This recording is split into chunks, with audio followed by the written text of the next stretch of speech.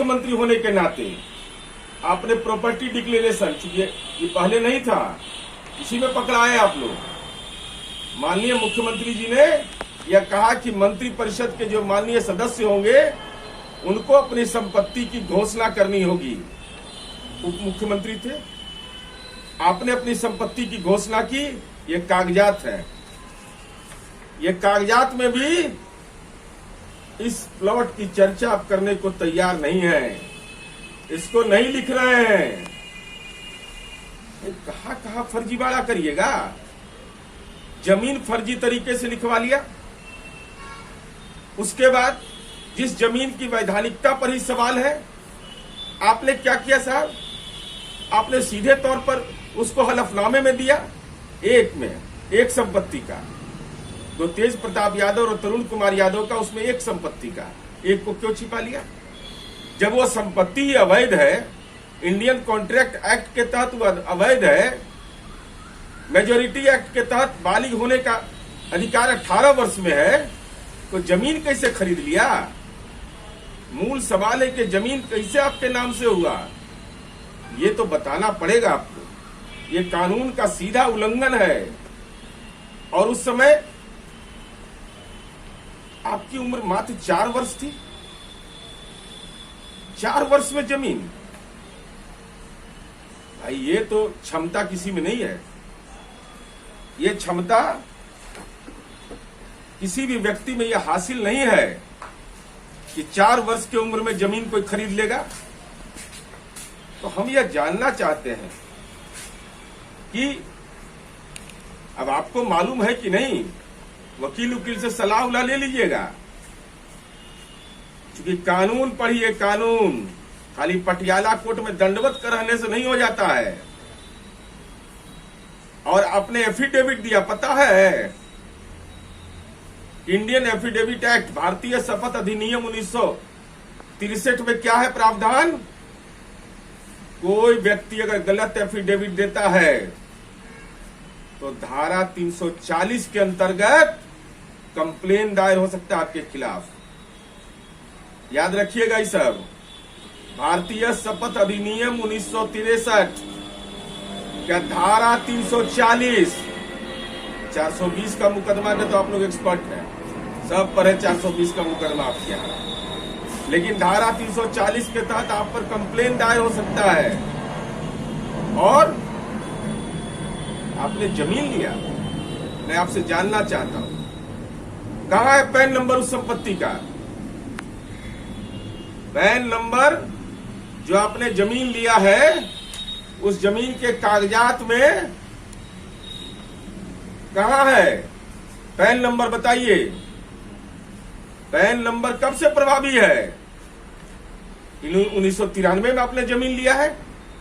1972 से ही pan card system लागू है। इनकम टैक्स की धारा 139A के तहत पैन कार्ड होना जरूरी है। और यह भी हम आपको बताना चाहते हैं, क्योंकि आप लोग तो इस सब काम में लगे रहते हैं। ये लोग माइनर कोई बच्चा होगा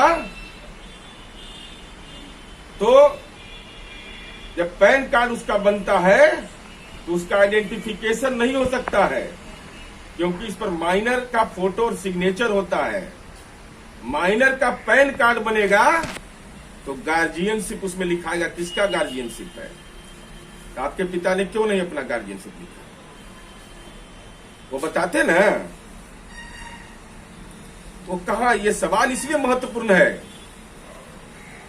कोई भी संपत्ति आप खरीदिएगा, हालांकि आप लोग कैसे लेते हैं ये लोग हम नहीं जानते हैं, बहुत तरीका टेक्निक है जमीनों में लिखवाने का। नियम यह कहता है कि कोई भी संपत्ति खरीदने के लिए उचित मूल्य होता है। तो आय के स्रोत माइनर के पास होता है क्या? कोई नाबालिग रहेगा, उसके पास आय का स्रोत 4 वर्ष में क्या होता है? क्या है उसके पास आय का स्रोत? तो एक नाबालिग के नाम से जमीन ले लिया तो कौन बताएगा आय का स्रोत? आय का स्रोत तो बताना पड़ेगा, जो गार्जियन रहेंगे उनको बताना पड़ेगा। तो जमीन के कागजात में आप गार्जियन बनने को तैयार नहीं है आपके पिता? इस कागजात में क्यों नहीं आप पैन कार्ड नंबर डाला? जमीन के गार्जियन बनने को क्यों नहीं तैयार हुए? यह सीधे तौर पर कबूल करिए बेनामी संपत्ति है।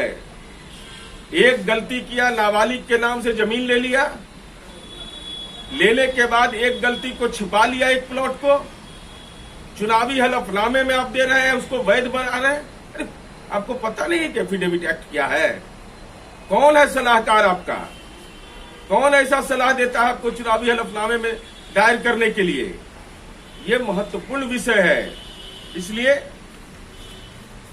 हम आपको यही निवेदन करना चाहते हैं कि पूरी मजबूती के साथ जो हमने आरोप लगाए हैं वो दमदार आरोप हमारे हैं। चिंता मत करिए इसका। हमने जो कहा है उस बात पर हम कायम हैं और हम ये बताना चाहते हैं